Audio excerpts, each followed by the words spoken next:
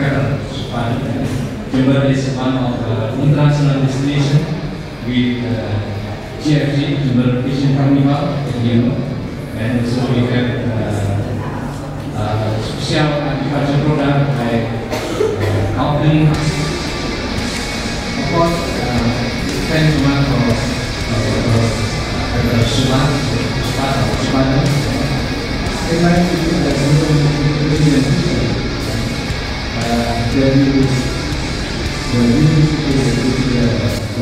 Untuk kesekian kalinya, Fakultas Teknologi Pertanian kembali menggelar kuliah umum dengan tema Strategi Publikasi Internasional. Pada kuliah kali ini menghadirkan Dr. Peter Supan dari University of Queensland, Australia. Untuk lebih lanjutnya kita tanyakan tanggapan dari mahasiswa peserta dari kuliah umum dengan Mas siapa? Sadewa. Mas Sadewa. Gimana menurut Mas kuliah umum ya pada hari ini? Sangat menarik, seharusnya untuk Fakultas Teknologi Pertanian itu harus mendatangkan seperti Dr. Peter Supan untuk menambah wawasan bagi mahasiswa-mahasiswa yang lain. Terkait dengan penyampaian bahasa menggunakan bahasa Inggris gimana Mas? Apakah mengalami kesulitan dalam penyerapan materi yang disampaikan?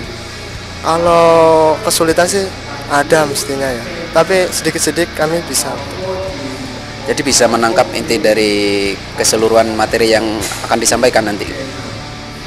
Semoga saja kita bisa. Harapan ke depan dari kuliah umum hari ini Mas? Untuk kuliah umumnya agar kita bisa menerapkan apa yang dijelaskan oleh Dr. Peter Supan nantinya.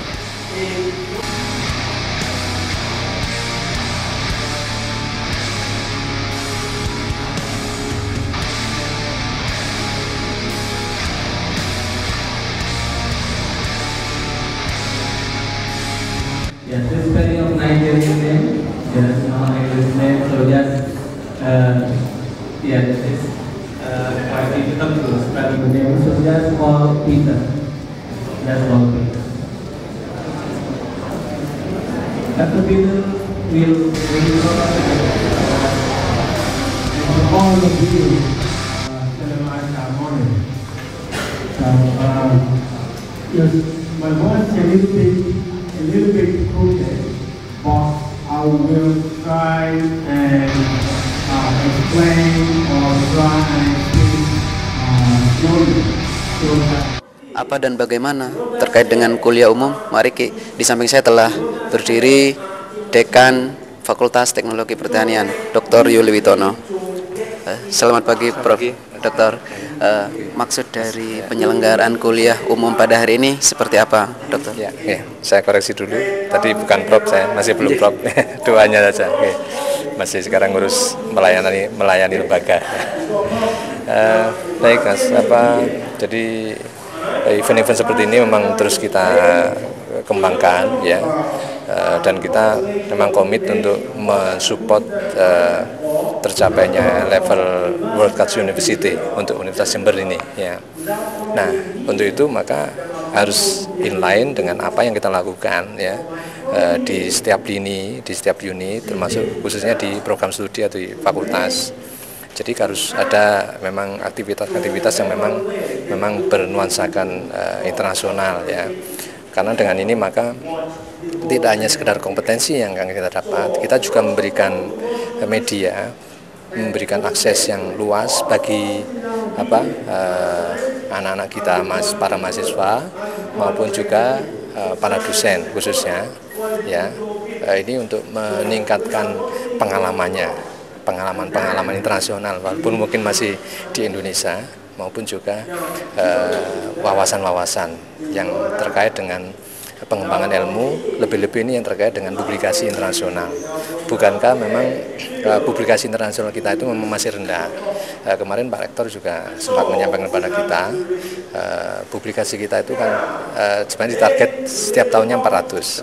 400 itu pun katanya masih jauh dari seperti UNHAS, ya. UNHAS itu katanya sudah tinggi. Nah, ini kan tentu menjadi melecutkan spirit kita untuk kita dongkrak, ya,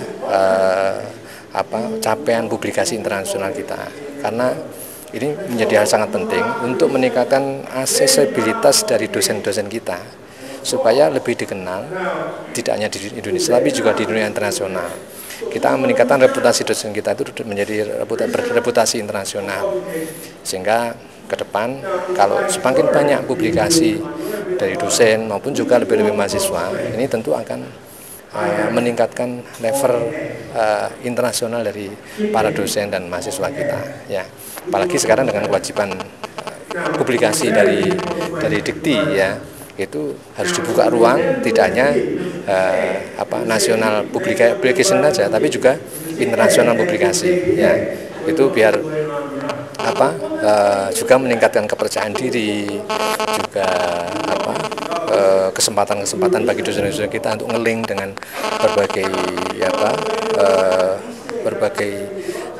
penggiat atau ilmuwan di tingkat internasional, ya.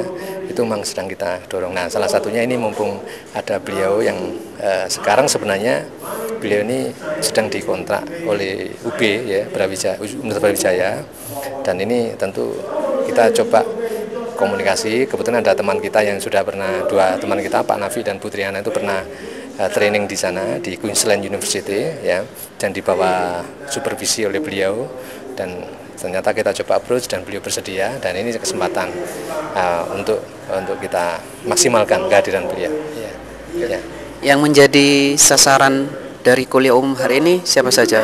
Ini yang pertama tentu dosen, ya, para dosen, para peneliti di lingkungan FTB, kemudian juga para mahasiswa, ya. Jadi bagi dosen tentu ini akan meningkatkan kompetensinya, bagaimana strategi menulis jurnal yang bereputasi internasional. Ini kan trik-triknya kan tentu kita perlu belajar banyak, ya. Nah, beliau kebetulan selain sebagai seorang penulis, writer, seorang saintis, beliau juga seorang reviewer, ya. Jadi reviewer di berbagai jurnal internasional yang seperti ya. Sehingga kemudian juga yang kedua mahasiswa, ya. Mahasiswa juga kita berikan pengalamannya, kita berikan wawasannya, juga motivasinya. Sehingga kalau memang skripsi itu bisa diangkat kepada publikasi internasional, itu menjadi lebih baik, ya. Ya, setidaknya memberikan wawasan pada mereka. Oh, seperti ini urgensi atau esensi atau keuntungan kalau kita mempublikasikan tulisan dan karya kita, ya. Kira-kira seperti itu. Ya. Terkait dengan mahasiswa, Dok, apakah dalam penyerapan materi tidak mengalami kesulitan? Kan dari awal sampai akhir ini full bahasa Inggris semua. Nah, itu seperti apa? Betul, ya. Jadi bukankah sekarang kita harus menuju ke sana? At least nanti 2015 itu harus sudah menuju pada satu produk dan komunikasi tunggal atau komunitas tunggal yang namanya ASEAN Economic Community. Ini mau tidak mau nanti akan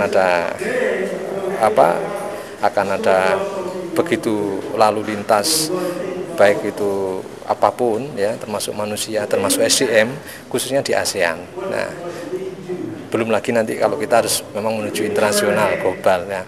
Ini mau tidak mau masih harus tertuntut. Nah, untuk itu saya pikir kursus sangat penting, tapi lebih dari itu adalah model-model memberikan media-media yang praktis seperti ini.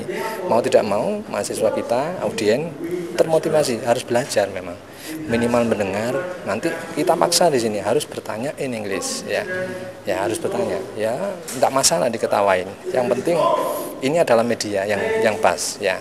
Memang perlu diperbanyak media-media seperti ini kan, seperti sekarang kan ada teman-teman kita juga ada English area, English di ini ada usulan dari teman-teman di fakultas itu no service, no English, no service. Jadi kalau nggak berbahasa Inggris tidak diservis, tidak dilayani, ada begitu. Nah, ini kan saya pikir ini adalah salah satu media yang memaksa bagi kawan-kawan mahasiswa itu untuk ya mau tidak mau ya harus mengikuti, ya.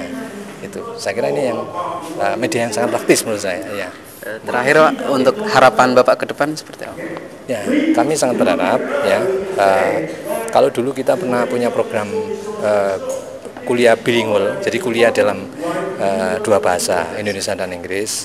Kami terus mendorong kawan-kawan itu janganlah hanya berpikir berorientasi proyek. Dulu kan ada proyek I'm Here, ada di sana ada program bilingual.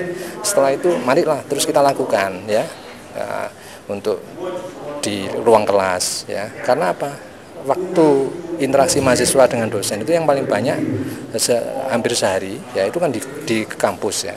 Maka dari itu kawan-kawan dosen yang sudah alumni lulusan dari luar negeri itu mestinya juga memang tidak hanya memangsa, ya harus memangsa mahasiswa menggunakan komunikasi in English. Kalau bisa SMS in English ya, kalau bisa konsultasi in English ya. Terus kuliah-kuliah bilingual digalakkan lagi lah ya. Jadi tidak hanya terbatas pada saat proyek selesai itu kan sangat tidak baik ya. Negara sudah menggelontorkan dana yang besar untuk program-program itu, mestinya khususnya di fakultas kami ini harus terus digerakkan, digalakkan kegiatan-kegiatan yang memang memaksa teman-teman itu berkomunikasi secara internasional. Ya. Terima kasih. Ya, makasih Mas. Ya. Demikian wawancara kami bersama Dekan Fakultas Teknologi Pertanian. Saya Mak Munjaya bersama Istriadi dan Jelani melaporkan.